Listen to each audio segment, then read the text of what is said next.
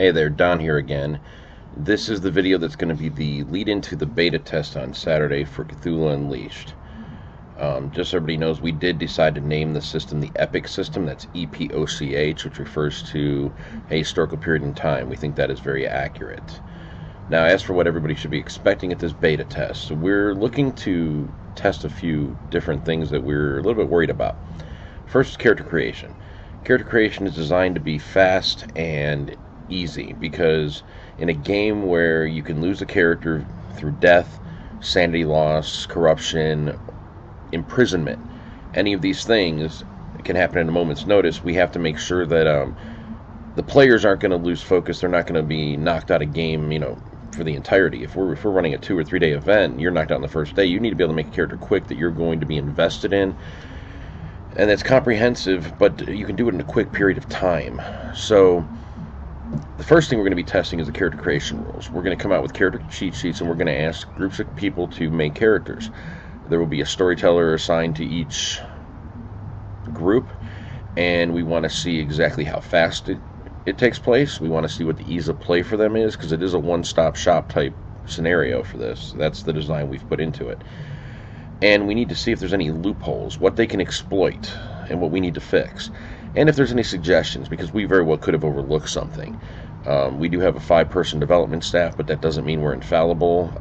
We could have overlooked something, we could have neglected something entirely, or it could just be a case of we think we've covered something and it's unclear to your average player, because we understood what we were trying to get across to each other, because, well, obviously there was a lot more discussion than what's going to be on the paper and the rules.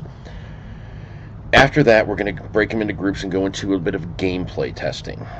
There's going to be stuff like testing the combat system, testing other physical-based systems.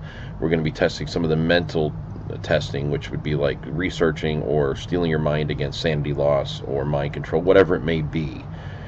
We're going to test that out and see exactly what the ease of play is on that. In the process, we're going to be testing out different decks that we're going to be using for the bonuses. And we want to see exactly which one works best, because there have been a number of suggestions and we can see benefits and flaws to all of them. We want to pick the best one for the job. The players themselves, what we want from them is we want them to try to exploit anything that they see as a flaw, because Lord knows if you don't exploit it, down the line somebody else will. So we want to put as many of those loopholes to a close as we possibly can. We're also looking for suggestions. We're looking for anything that's unclear or mistyped, whatever you may say. So this way we can make it as perfect as possible. Veteran LARPers have experienced rule sets that have unclear rules or contradictory rules and so on. And we're trying to minimize that as much as humanely possible, so that way it's going to be easy. This is a very staff-intensive system where the staff members are going to be relied on heavily.